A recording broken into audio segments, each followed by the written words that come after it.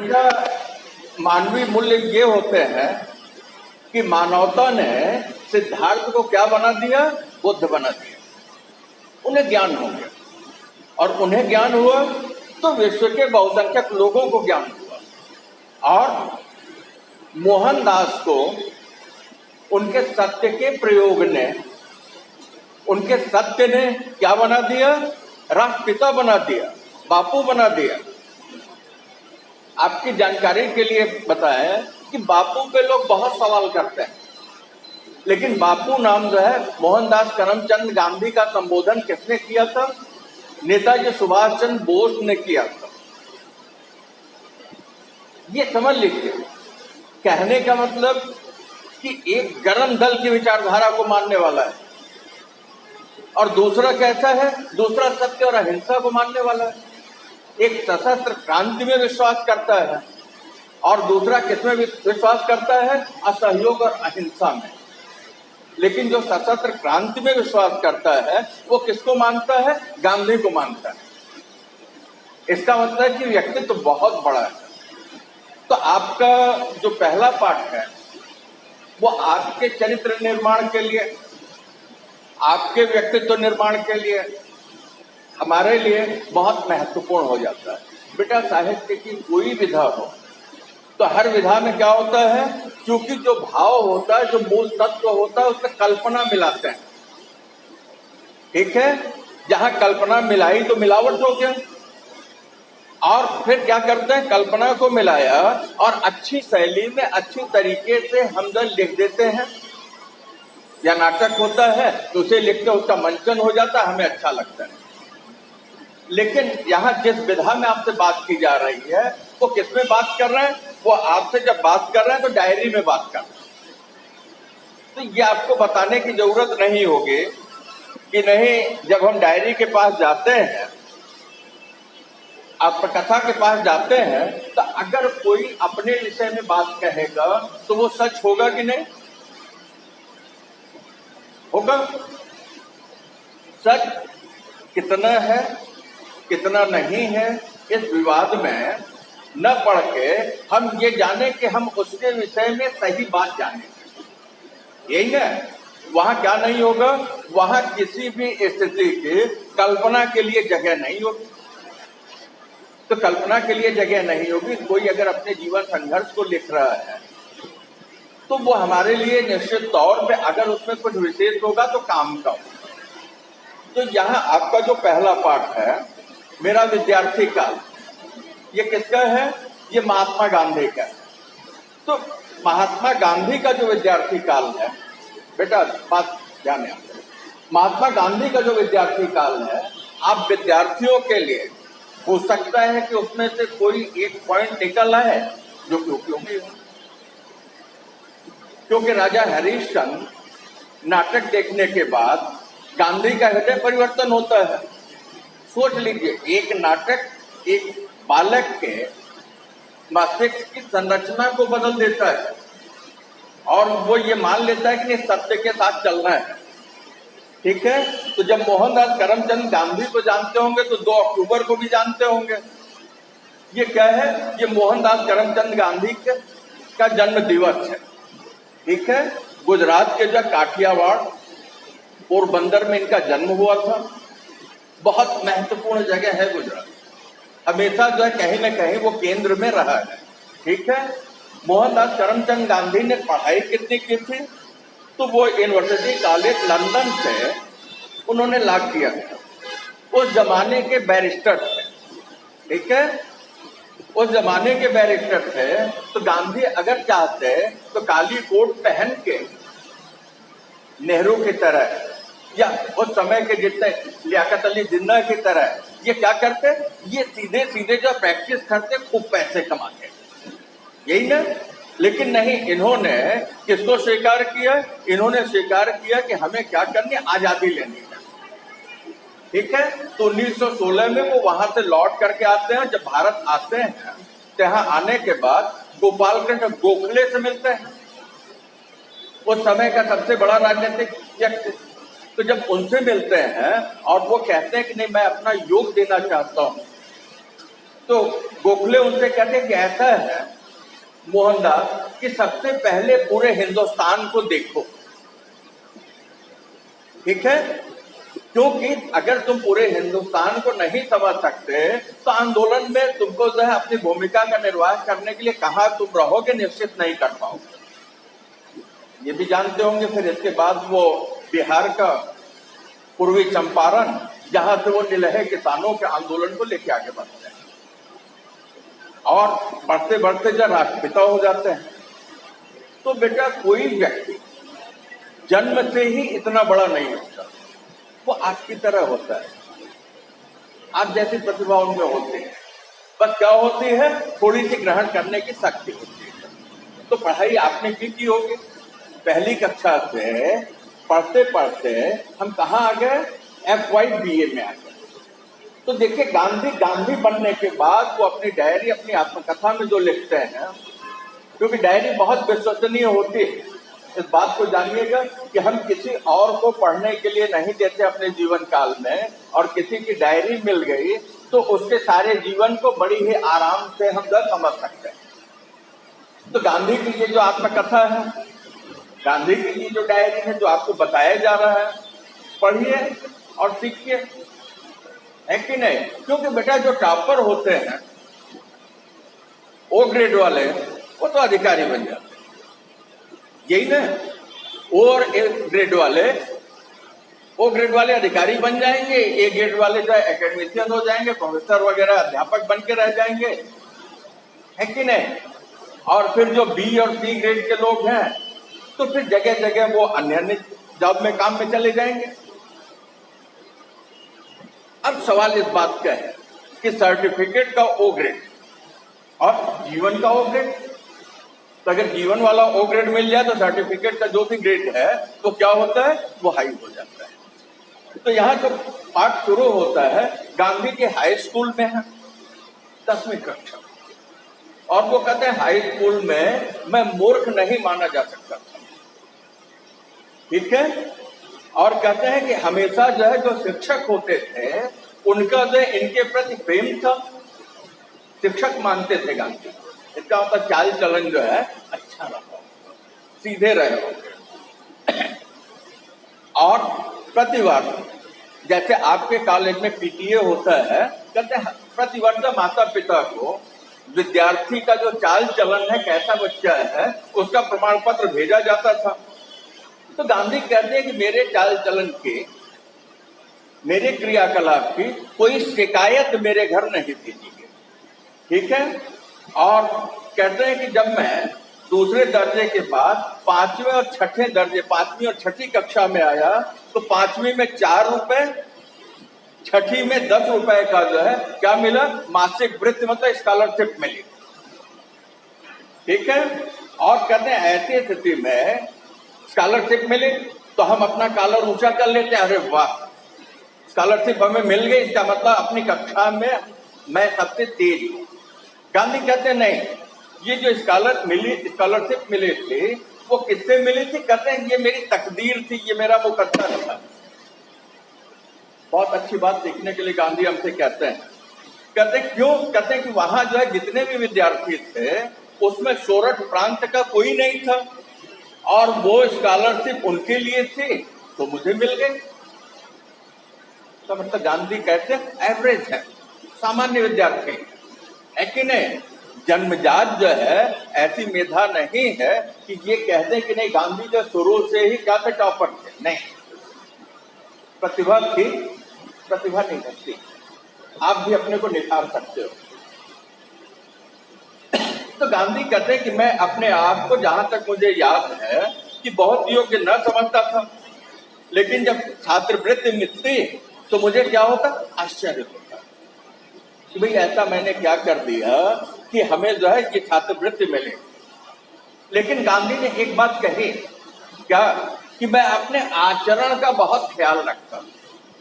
बेटा सिलेबस नहीं पढ़ा जाता है, आचरण भी पढ़ा जाता है, कैसे उठते हैं, कैसे बैठते हैं, कैसे खाते हैं, कैसे बातचीत करते हैं, कैसे हम रहते हैं, हमारा ड्रेस कोड क्या है, हमारी भाषा कैसी है, हमें शालीनता कैसी, यही सीखना होता है। तो ये कहते जहां तक मेरी आचरण की बात है तो इस बात का मुझे बहुत ख्याल रखना है, आचरण में दोष जो है कहीं से भी नहीं आने पाए, बड़ी बात है। फिर गांधी कहते हैं सदाचार में यदि चूक होती तो मुझे रोना आ जाता, यदि मुझमें कोई ऐसा काम बन पड़ता जिसके लिए शिक्षक को उलाहना देना पड़े अथवा उनका ऐसा ख्याल हो जाए तो यह मेरे लिए असह्य हो जाता। संदर्भ सहित व्याख्या के लिए पूछ सकते हैं। प्रस्तुत पंक्तियां महात्मा गांधी द्वारा लिखित आत्मकथा मेरा विद्यार्थी काल से ली गई। ठीक है, इन पंक्तियों में महात्मा गांधी हमसे कहते हैं कि क्योंकि मैं अपने आचरण का ख्याल रखता, ऐसी स्थिति में जहां तक जो सदाचार होता, जीवन जीने के जो यम नियम होते, अनुशासन होते, क्या करता, उसमें अगर किसी भी तरीके की चूक होती तो मैं बहुत दुखी होता, क्योंकि रोना कब आएगा, जब हमें अपनी गलती का एहसास हो, है कि नहीं। और कहते हैं कि अगर ऐसा कोई काम हो जाता जिससे किसी भी शिक्षक को उलाहना देना पड़े, मतलब शिकायत करनी पड़े, इस तरीके का ख्याल भी, शिकायत किया नहीं किया लेकिन काम ऐसा किया कि हमारे शिक्षक हमारी शिकायत कर सकते हैं, इस बात का ख्याल ही आ जाता है। लेखक कहता है कि मुझे तो असह्य हो जाता, मैं बहुत दुखी होता कि मैंने ऐसा आचरण ही, ऐसा काम ही क्यों किया कि मेरे शिक्षक जो है वो मुझे उसका शिकायत करे। सबसे बड़ा अनुशासन बेटा क्या है, गांधी का यहाँ क्या ना, आत्मानुशासन, यही ना। कहते हैं कि असह्य हो जाता है, तो वो कहते हैं कि एक बार मैं पिटा था, प्राय भाई बच्चे पढ़ा रहे हैं, तो जब ये पीटे गए थे तो इसका मतलब गलती किए होंगे, यही ना। बेटा ऐसा नहीं होता, कभी कभी अकारण ही हमें दंडित कर दिया जाता है, हम दोषी नहीं होते हैं और जो अथॉरिटी होती है वो हमको समझ नहीं पाते और हम दंडित हो जाते हैं। तो गांधी कहते हैं कि मुझे इस बात पर तो दुख न हुआ कि पिटा, परंतु इस बात का महादुख था कि मैं दंड का पात्र समझा गया, मैं बहुत फूट कर रोया। संदर्भ सहित व्याख्या के लिए ये भी पूछ सकते हैं, तो संदर्भ तो वही रहेगा। तो गांधी कहते हैं कि मुझे आचरण का ध्यान रहता, लेकिन एक बार जो है मुझे पीटा गया, दंडित किया गया, तो जब मुझे दंडित किया गया तो मुझे इस बात का जरा भी दुख नहीं है कि मेरे शिक्षक ने मुझे मारा, उस बात का दर्द नहीं है। कहते कि मुझे इस बात का दुख हुआ, मैं इस बात से बहुत कष्ट में था कि मुझे क्या माना गया कि मैं दंड का अधिकारी, कि मैंने गलती की और मुझे गलती की सजा के रूप में मेरी पिटाई। आज तो विद्यार्थी को हम कुछ कड़े शब्द भी नहीं कह सकते, उनके सुधार के लिए। इसकी वजह से क्या हो रही है, उसकी वजह से शिक्षा जो खराब हो रही है। अनुशासन बहुत जरूरी है कि नहीं। तो देखिए गांधी कहते बहुत दुख हुआ कि मैं दंड का पात्र, सजा का अधिकारी समझा गया। कहते मैं बहुत फूट कर रोया, मुझे बहुत दुख हुआ कि हमने ऐसा आचरण क्यों किया, ऐसा जो है मुझसे कैसे हो गया। कहते ये जो है पहली या दूसरी कक्षा की बात है। कितने साल के गांधी रहे होंगे, 6-7 साल के, यही नहीं। कहते ये जो पिटाई जो हुई थी जब मैं पहली दूसरी कक्षा में था, और उस समय जो इनके अध्यापक हुआ करते थे, दोराव जी, एदल जी, गिमी हेडमास्टर, वो विद्यार्थियों के प्रिय थे। क्यों प्रिय थे? आज तो विद्यार्थी जो नियम का पालन करना नहीं चाहते, है कि नहीं। लेक्चर न हो तो खुश हो गए, लेक्चर में नहीं आए तो फिर आपस में फ्रेंड से बोले कि यार नहीं गए, तब भी देखो उधर जो है परीक्षा से हमको नहीं रोका गया। अनुशासन प्रिय शिक्षक जो है विद्यार्थियों के लिए प्रिय होना चाहिए, और जिस विद्यार्थी को ये लगे कि नहीं शिक्षक जब बहुत ही कड़क अनुशासन वाला है, ये समझ ले कि वो अपना नुकसान कर रहा है। तो कहते हैं कि जहां तक जो गिमी हेडमास्टर की बात थी तो वो विद्यार्थियों को अत्यंत प्रिय थे।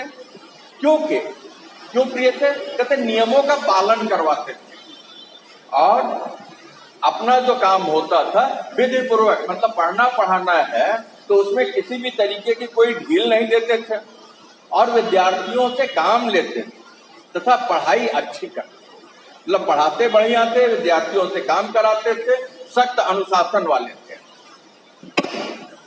ठीक है, समझ में आ रहा है। पूरा एकदम स्टोरी कहानी की तरह है और इसको सीखिए। कहते हैं अब जो ऊंचे दर्जे के विद्यार्थी हुआ करते थे उनसे वो क्या करवाते थे, कसरत करवाते थे, व्यायाम क्या करते थे, क्रिकेट खिलाते थे। और व्यायाम में और क्रिकेट में मेरा मन नहीं लगता। बेटा जितना पढ़ना जरूरी है उतना ही खेलना जरूरी है, उतनी ही कसरत और योग जरूरी है, क्योंकि स्वस्थ मस्तिष्क में ही क्या होगा, शरीर अगर स्वस्थ नहीं होगा तो मस्तिष्क स्वस्थ नहीं होगा, और जब मस्तिष्क स्वस्थ नहीं होगा तो विवेक काम नहीं करेगा, जब विवेक काम नहीं करेगा तो क्या होगा, क्या अच्छा है क्या बुरा है क्या नहीं। ठीक है, तो गिवी साहब क्या करते हैं, कठोर अनुशासन वाले हैं और साथ ही बच्चों को वो कहते हैं नहीं भी कसरत करो। उस समय क्रिकेट आगे आ रहा होगा तो कहते हैं क्रिकेट खेलो।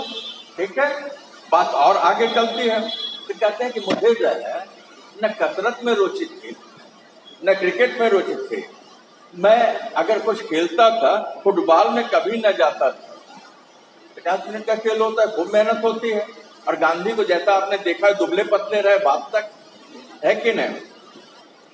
तो कहते उसके पीछे कारण रहे हो, तो एक कारण गांधी ये बताते हैं कि वो हो सकता है कि मेरा झेपूपन रहा हो, तो लोगों के बीच में जाना मुझे अच्छा न, झिझक लगती रही हो, बहुत बड़ी कमी होती है। पहले दिन से मैं कह रहा हूं आप सवाल करने लगिए खुल जाएंगे। इसका मतलब अंतर्मुखी प्रतिभा के रहे होंगे गांधी, झेप तो उसे ही आएगी ना, तो लोगों में कैसे जाए, अपनी बात कैसे कहते हैं। सर जो कह रहे हैं प्रश्न पूछना है लेकिन कैसे पूछ दें, फ्रेंड साथ देंगे कि हमने गलत सवाल कर दिया, या सर ने सवाल किया तो हमने उत्तर गलत दे दिया, नहीं। तो ये कहते हैं कि हो सकता है वो मेरा झेपूपन रहा हो। और कसरत के प्रति वो कहते हैं जो मेरी अरुचि थी, कसरत करना पसंद नहीं था, ये मेरी भूल थी, क्योंकि शायद कसरत किए होते तो शरीर मजबूत होता। बापू लिख रहे हैं, महात्मा गांधी लिख रहे हैं, तो कहते हैं कि ये मेरी क्या थी, भूल थी। इसका मतलब कि हमें क्या करना चाहिए, खेलना भी चाहिए कसरत भी करना चाहिए। और कहते हैं कि उस समय ऐसे गलत विचार थे कि कसरत का शिक्षा के साथ कोई संबंध नहीं, खेलोगे कूदोगे होगे खराब, पढ़ोगे लिखोगे होगे नवाब। ये बात गांधी के समय नहीं था, हमारे समय भी था। आज भी जो बच्चा केवल खेलने पे रहता है तो क्रिकेट वाला, तब तो कहते नहीं यार इसका जीवन बन सकता है। नहीं तो खेलने वाले बच्चे को हम क्या कहते हैं, कहते हैं बेटा पढ़े लिखो। मम्मी भी यही कहती होंगी, पापा भी यही कहते होंगे, बेटा पढ़ाई पे अपने ध्यान दो। जितना पढ़ना जरूरी है उतना अपने आसपास के परिवेश के प्रति सजग रहना भी जरूरी है। ठीक है, तो गांधी कहते हैं कि ऐसा है कि मेरे दिमाग में ये बात कर गई कि कसरत करके क्या करेंगे। पीछे जाकर मैंने समझा क्या कि व्यायाम जो है शारीरिक शिक्षा के लिए भी और विद्याध्ययन के लिए भी उसका उतना ही महत्वपूर्ण स्थान है जितना मानसिक शिक्षा, क्योंकि विद्या से मन मस्तिष्क मजबूत होगा, और मन मस्तिष्क मजबूत करने के लिए शरीर का स्वस्थ होना जरूरी है। जैसा कि अभी मैंने आपसे कहा, कहते लेकिन मुझे जो है भ्रम हो गया, इसकी वजह से मैंने क्या किया, मैंने जो है व्यायाम नहीं किया, मैंने खेले नहीं, उसका खामियाजा भुगते होंगे। कहते हैं अब मुझे कहना चाहिए कसरत में न जाने से मुझे कोई नुकसान न हुआ, इसका कारण वहां नहीं गए, ठीक है, तो नुकसान तो हुआ होगा। कहते लेकिन हाँ इसकी जगह जो है एक आदत मेरी थी, मैं क्या करता था, घूमने जाता था खुली हवा में, तो योग से भी ऑक्सीजन मिलता है, फेफड़े मजबूत होते हैं, खेल से भी वही होता है, घूमने गए अगर हम वॉकिंग करते हैं तो उससे भी वही होता है, तो इनका कम नुकसान हुआ होगा, है कि नहीं। तो कहते मुझे घूमना अच्छा था, पसंद था, और घूमने जाने की मेरी जो आदत पड़ गई थी वो अब तक, मतलब सुबह घूमना, मॉर्निंग वॉक, इवनिंग, तो कहते वो घूमने की आदत मेरी अब तक है। इस प्रकार जो है ये घूमना भी क्या है, ये एक व्यायाम है, उसकी वजह से मेरा शरीर थोड़ा जो सुगठित हो गया। ध्यान दीजिए, थोड़ा बहुत लिखा हुआ मेरा शरीर थोड़ा बहुत, इसका मतलब कि योग, खेल और व्यायाम जो है वो ज्यादा महत्वपूर्ण है, यही ना? उसकी जो है केवल भरपाई पूर्ति हो पाई थी घूमने से। आगे चले, समझ में आ रहा है? अब गांधी कहते हैं कि दरअसल खेलने के पीछे या व्यायाम के पीछे जो मेरी अरुचि थी उसका एक और कारण था। हमारी बहुत सी व्यक्तिगत समस्याएं होती हैं। कहते हैं वो कारण ये था कि मुझे अपने पिता की सेवा शुश्रूषा करने की तीव्र इच्छा।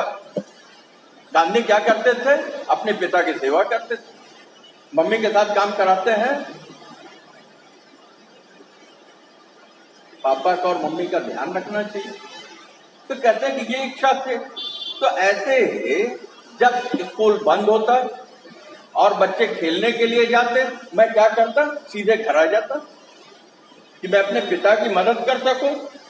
और जब कसरत जो है लाजमी, मतलब सबको कंपलसरी कर दिया गया, सबको अनिवार्य कर दिया गया कि नहीं कसरत करना ही है, तब तो अगर वो अपने स्कूल की छुट्टी के बाद घर आते तो क्या होता?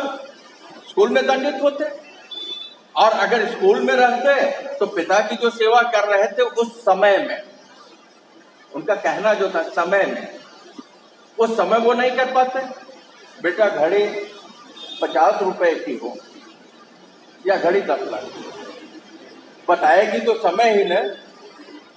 इसकी जो सुइयां हैं वो तो इसी परिधि में चलेंगी न, है कि नहीं? और ये कभी रुकती है? हम तो रुकते हैं।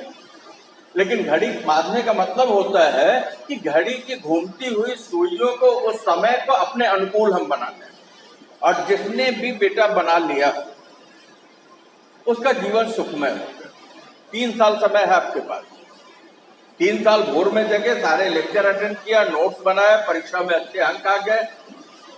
अब नौकरी कीजिए, व्यवसाय कीजिए या घर गृहस्थी संभालिए, जहां भी रहिएगा आप सफल रहिएगा, क्योंकि घड़ी अब आपके अनुकूल चल रही, मतलब अपने को आपने घड़ी के अनुकूल ढाल लिया है कि नहीं? तो यही ये कह रहे हैं कि इसमें दिक्कत होती। तो अब सेवा में विघ्न पड़ने लगा, बाधा आने लगी, पिता की सेवा करने में असमर्थ रहा।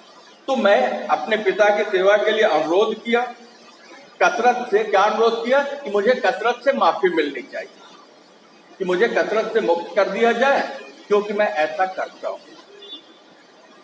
बंक अगर मार रहे थे तो उसके पहले देखिए वो पूछ रहे हैं। लेकिन कहते हैं कि ऐसा क्या होता है कि गिन्नी साहब सख्त थे, अनुशासन प्रिय थे, तो अगर एक विद्यार्थी को वो सहमति देते तो दूसरों को भी देना होता।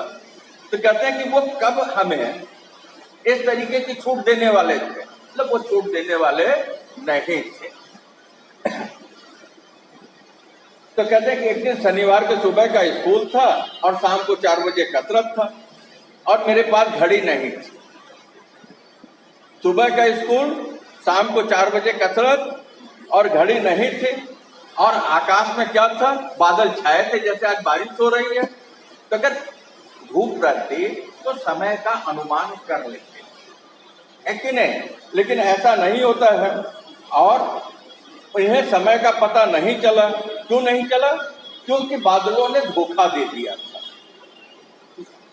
बचपन में हम लोगों के पास घड़ी नहीं होती थी, तो जो धूप उगते थे आप ये समझ लीजिए कि ऐसे बीता खड़ा करते थे और अंगुल से फिर मतलब वो परछाई जहां जाती थी नाप के अनुमान कर देते थे इतने बजे हैं। और प्रायः गांव जवार में आज भी बुजुर्ग जो घड़ी नहीं बांधते हैं वो सूरज की तरफ देख करके ये बता देंगे इतने बजे हैं। वो क्या होता है? वो अनुमान होता है। ऐसा नहीं कि नहीं सबके पास घड़ी ही हो, ठीक है? तो कहते हैं कि जब मैं कसरत के लिए पहुंचा तो क्या हुआ था? सभी लोग चले गए। गलती थी? नहीं, घड़ी ने न होने की वजह से मौसम ने धोखा दे दिया। आकाश में बादल रहे होंगे। अब दूसरे दिन जो है डीवी साहब ने क्या किया कि जैसे मैंने अटेंडेंस रजिस्टर आपको दे दिया तो आपने पीछे का भी सिग्नेचर मार दिया, लेकिन वो चेक करने वाले थे प्रतिदिन, उन्होंने देखा कि मैं गैर हाजिर था। तो जब गैर हाजिर था तो मुझसे कारण पूछा और जब कारण पूछा तो जो कारण था वो सही सही मैंने बता दिया, गलत किया, कारण सही बताया। इसका मतलब गांधी अपनी जगह सही है। लेकिन जिमी साहब जो है, होता क्या है, उन्होंने इनके उस कारण को सच नहीं माना। क्या होगा? फिर दंडित होंगे। तो कहते हैं कि उस समय अर्थदंड दिया जाता, जैसे आपका मोबाइल पकड़ा जाए तो कॉलेज के प्राचार्य कुछ अर्थदंड लगाते हैं। तो कहते हैं कि उस समय जो मेरी इस गलती के लिए 1 आना या 2 आना जो है, कहते ठीक से याद नहीं है, लेकिन जुर्माना देना पड़ा। कल्पना कर लीजिए, जिस आदमी को इस बात का दुख हो जाता था तो उसे शिकायत योग्य समझा गया और उसे 1 आना या 2 आना, 1 आने में 6 पैसे होते, ठीक है, अब तो आना चलता ही नहीं। कहते 1 आना या 2 आना जो है, क्या आर्थिक जुर्माना लगा वो याद नहीं है, लेकिन अर्थदंड लगा। कहते हैं कि मुझे इस बात का बहुत दुख हुआ। किस बात का? अर्थदंड जो लगा वो तो अपनी जगह ठीक है, कहते मुझे झूठा समझा गया। अपनी जगह ये सही थे, इन्होंने अपने शिक्षक से बात कही, शिक्षक ने इनकी बात नहीं मानी, ये झूठे नहीं थे, लेकिन गांधी कहते हैं मुझे झूठा समझा गया। ठीक है, अब मैं अपने को सच कैसे साबित करता है कि नहीं, कि नहीं मैंने झूठ नहीं बोला है। ऐसा अनुशासन किसी भी व्यक्ति में आएगा बेटा, तो इस बात को जान लीजिएगा, सफलता के सिर को उसे छूना ही छूना है कि नहीं? क्योंकि आत्म अनुशासन है, किसी पुलिस का डंडा सर पे नहीं है। ऐसा विद्यार्थी क्या होगा, वो बहुत आगे जाएगा, और शिक्षक का डंडा सर पे है, ऐसा विद्यार्थी जो जीवन में सफल होगा। क्योंकि गांधी जो विशेष बने, विशेष बनने की यही सब कारण है। वो कहाँ होते हैं बेटा? बहुत छोटे छोटे कारण होते हैं, वो आपके सफल असफल होने का आपके पास होते हैं। ये पाठ जो है यही शिक्षा हमें दे रहा है। तो गांधी कहते मेरे पास कोई उपाय नहीं था, क्योंकि मैं अपने को सच सिद्ध नहीं कर पा रहा था। कहते मन महसूस कर रह गया, है कि नहीं? अब कहते कि रोया और इस बात को समझा कि सच बोलने वाले को इस भ्रम में भी नहीं रहना चाहिए कि नहीं उसे जो है हमेशा सच ही माना जाएगा। आप क्या करते, हम क्या करते, झगड़ जाते कि ऐसे कैसे।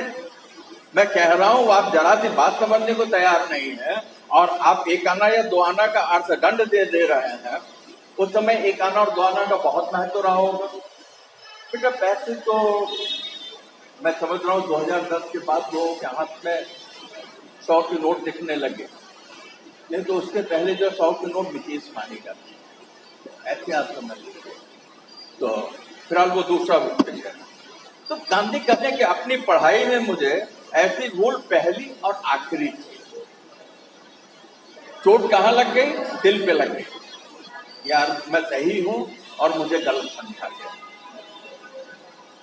समझ लीजिए कि गांधी को बनाने में इसने भी बड़ी भूमिका अदा की होगी, क्योंकि जब आप अपनी गलती को स्वीकार कर लेते हो तो अगली बार गलती नहीं होती। लेकिन अभी इनसे पूछ दें बेटा खड़े हो जाओ, दिन में जब कितनी बार सारी शब्द का प्रयोग करते हो? सारी दिन में कहना और थैंक्स कहना, दिन में कितनी बार थैंक्स कहते हैं और कितनी बार सारी कहते हैं? एक अनुमान से बता दीजिए।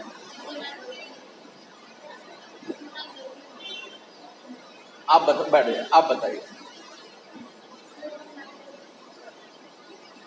बैठिए। हमारी आदत आज पड़ चुकी है, हमारी आदत पड़ चुकी है। किसी ने कुछ भी जा रहे हैं, हल्का सा धक्का लगने की स्थिति है, सॉरी, है कि नहीं?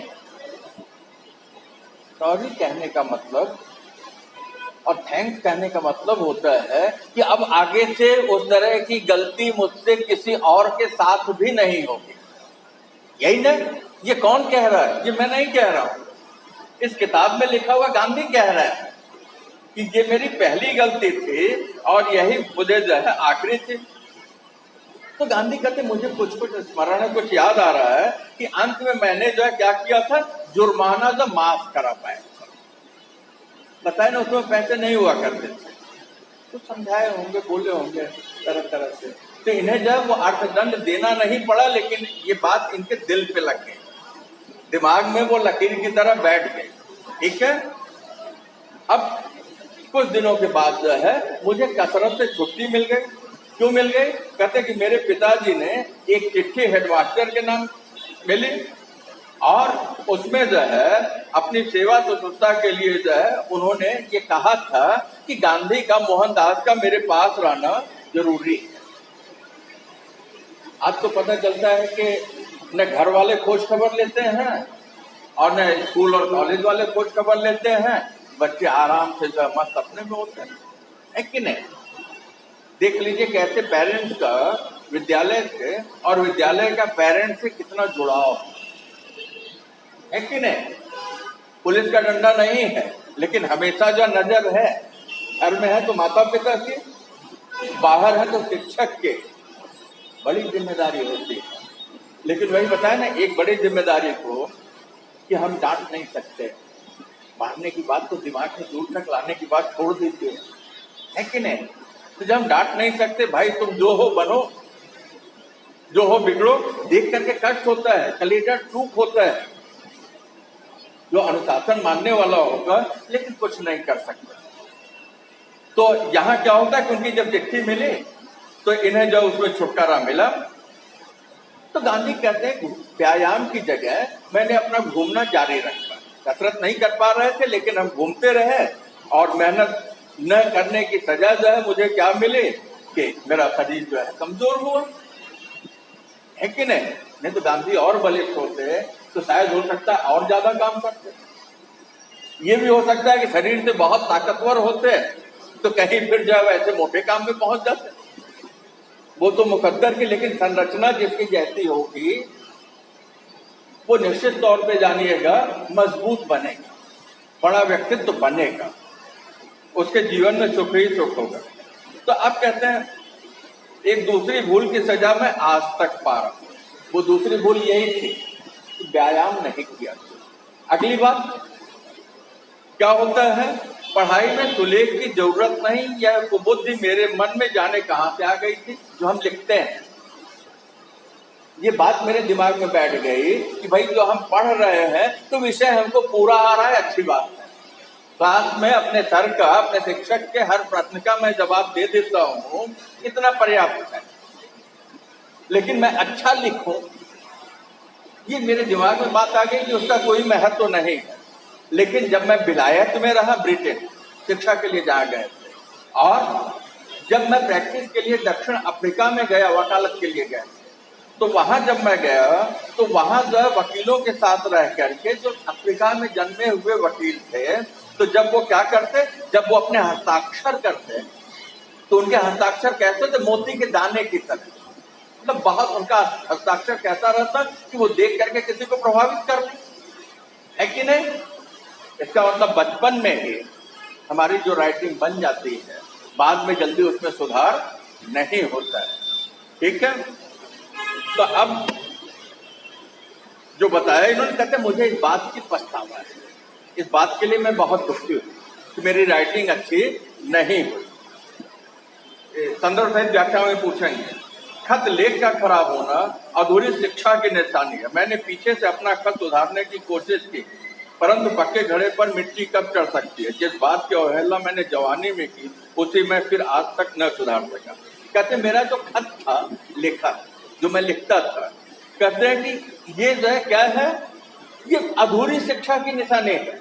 विषय तो आप जान लिए, लेकिन आपको कुछ भी अगर कहना है तो 100 कहे से 1 लिखा बड़ा होता है।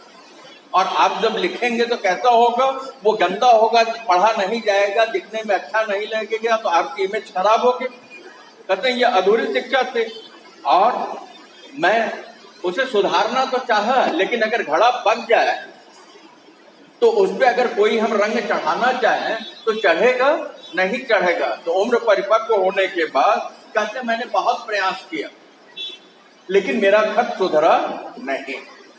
वैसे का वैसा ही रहा।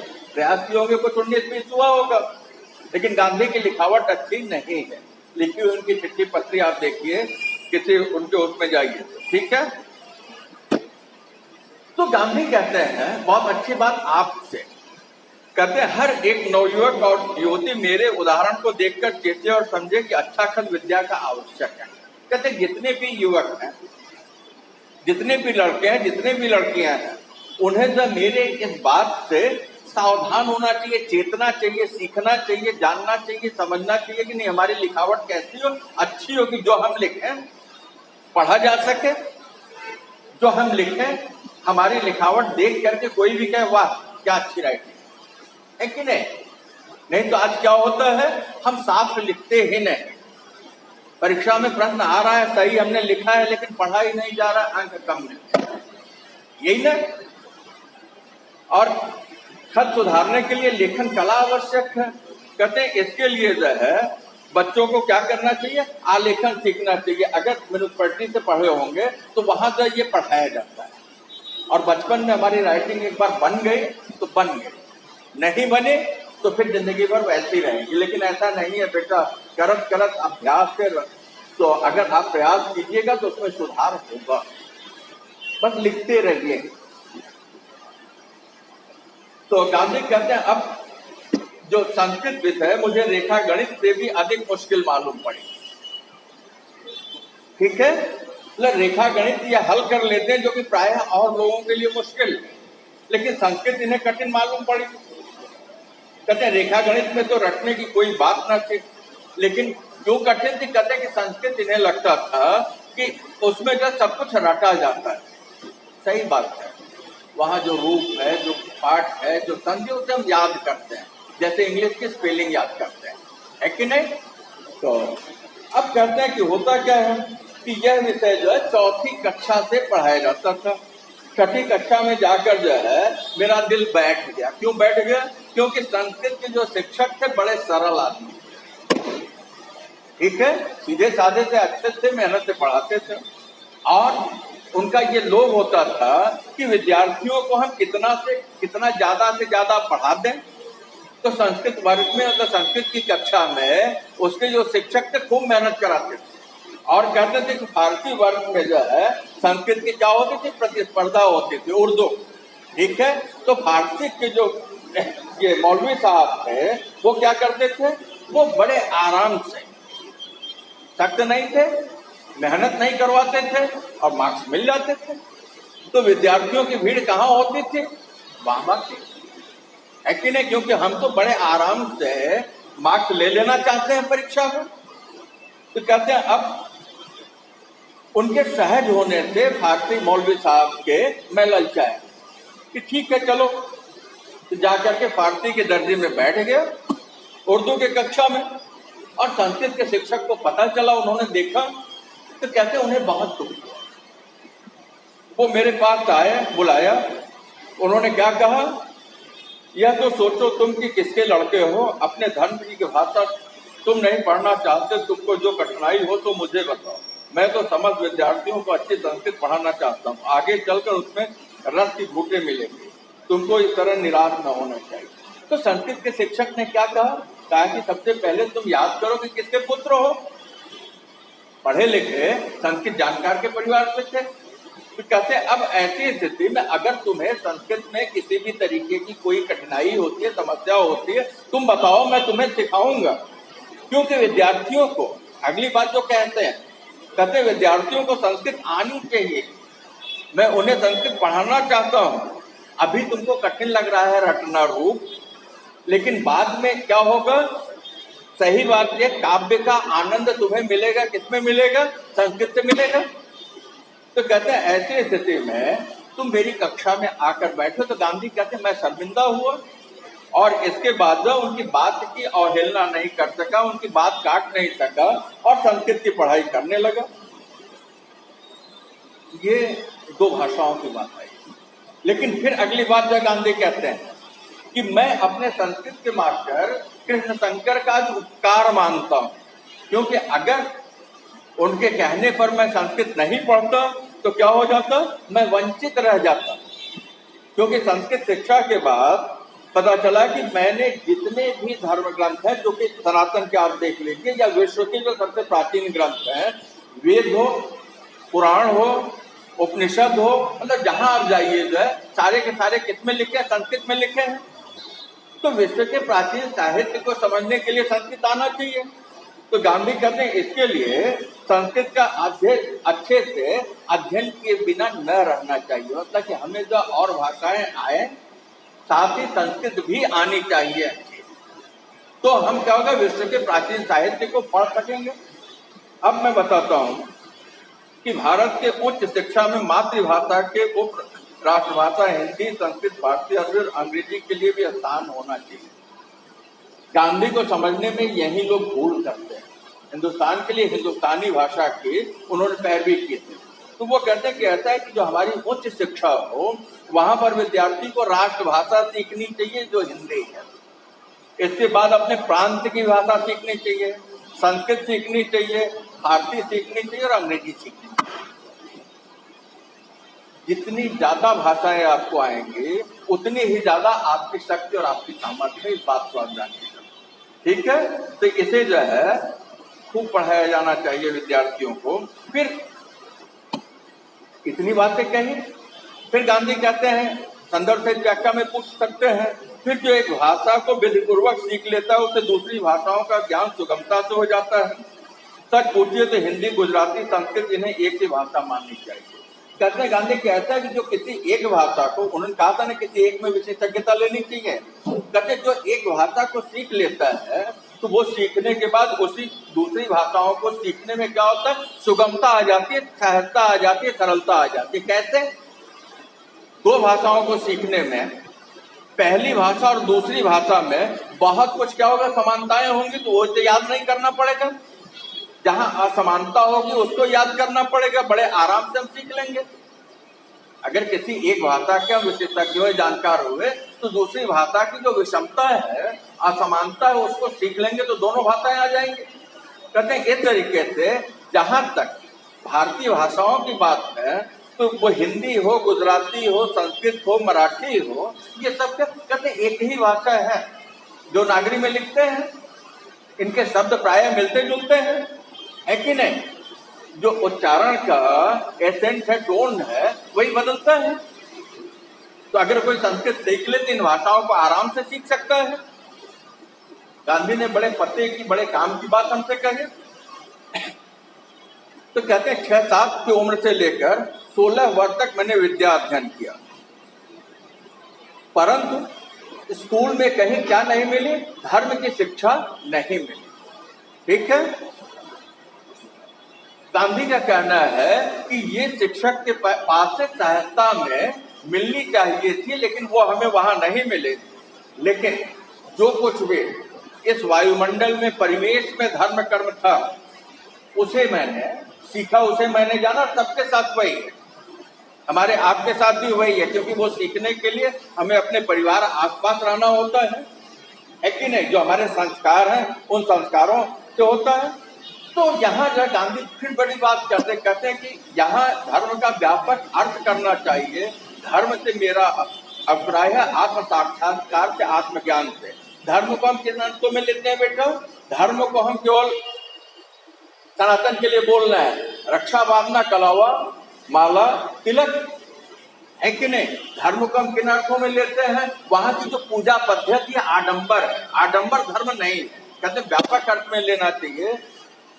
आपसे गांधी कह रहे हैं, हमसे गांधी कह रहे हैं, पूरे हिंदुस्तान से गांधी कह रहे हैं, विश्व से गांधी कह रहे हैं कि धर्म को बड़े हम संकीर्ण दायरे में ले लेते हैं कि हमारी जो पूजा पद्धति है उसमें किसी भी तरीके का कोई परिवर्तन स्वीकार नहीं करेंगे।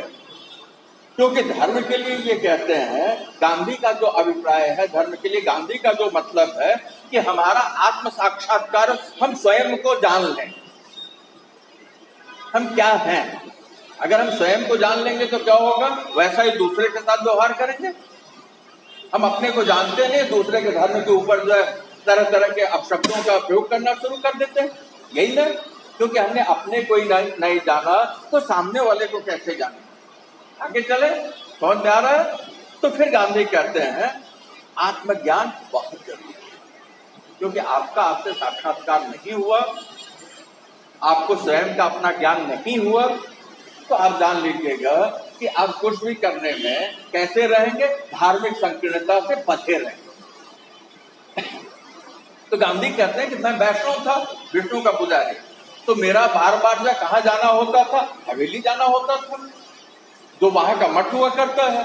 कहते जब वहां जाता था तो वहां का जो वैभव संपन्नता दिखाई पड़ती थी वो तो मुझे पसंद नहीं है, क्योंकि वहां जो है जब जाता संपन्नता सी होती लेकिन वहां अनाचार भी दिखाई पड़ता, और ये जो अनाचार दिखाई पड़ता तो क्या होता, उससे मुझे उदासीनता हुई तो क्या हुआ, हवेली जाना जो है अच्छा नहीं लगा। ठीक है, तो जब हवेली जाना अच्छा नहीं लगा तो गांधी कहते हैं लेकिन जो चीज हमें हवेली में नहीं मिली वो कहाँ मिली, एक दाई से मिली। आपका सबसे अच्छा गुरु आपकी माँ है, आपकी चाची है, आपके आसपास रहने वाले जो लोग हैं, तो कहते हैं कि एक दाई थे, वो हमारे परिवार की, कुटुंब मतलब होता है परिवार की पुरानी नौकरानी थी। कहते हैं कि मुझे जो आज भी याद आता है कि मैं भूत प्रेत से डरा करता था। ठीक है, प्राय आप भी डरते हैं, नहीं डरना चाहिए, है कि नहीं। तो वो कहते हैं कि जब डरा करता था तो उस ब्रह्मा नाम था उस दाई का, तो वो कहती है कि उसने हमें सिखाया था क्या कि जब भी डर लगे तो राम नाम लो, राम राम करो, डर भाग जाएगा। जाड़े के दिन में पानी ठंडा होता है तो ऐसा ही कुछ करते हुए, भगवान का नाम लेते हुए, अल्लाह मियाँ का नाम लेते हुए फटाफट नहा लेते, नहीं तो क्या होगा, डरते ही रह जाएंगे। तो उसने क्या सिखाया, ब्रह्मा ने कहा कि राम का नाम लो, और कहते हैं कि जो राम का नाम है ये मेरे लिए अमोघ शक्ति बन गया। अंतिम सांस में भी गांधी के मुंह से ऐसा कहते हैं कि हे राम ही निकला था। तो कहते हैं अब ब्रह्मा ने जो बीज बोया था मेरे अंदर राम का, आत्मज्ञान का, आत्म साक्षात्कार का, कि वो रास्ता राम से ही होके जाता है, आज वो क्या हो चुका है। गांधी कहते हैं कि वो हमारे अंदर जो बट वृक्ष की तरह है। कहते हैं अब इस तरह जो है इस बात को अनुभव करते हैं गांधी, आपसे कह रहे हैं बचपन में पड़े शुभ अशुभ संस्कार बड़े गहरे हो जाते हैं, इसलिए यह बात अब मुझे बहुत खल रही है कि लड़कपन में कितने ही अच्छे ग्रंथों का श्रवण पाठन न हो सका। कहते हैं बचपन के जो हमारे संस्कार होते हैं, बचपन की जो आदतें होती हैं वो क्या होती हैं, वो जल्दी बदलती नहीं है कि नहीं। तो जो हमारे बचपन के संस्कार हैं वो अगर जल्दी बदलते नहीं हैं तो वो संस्कार कैसे हो, शुभ मतलब अच्छे हो, अशुभ मतलब बुरे हो। तो हमारी अच्छी या गंदी आदत जो बचपन में हमें लग गई तो हम ये सोचे वो बदल जाएगी, तो जल्दी नहीं बदलती, उसके लिए भी प्रयास करना पड़ेगा। तो गांधी कहते हैं इस तरीके से ये बात मुझे आज खल रही है।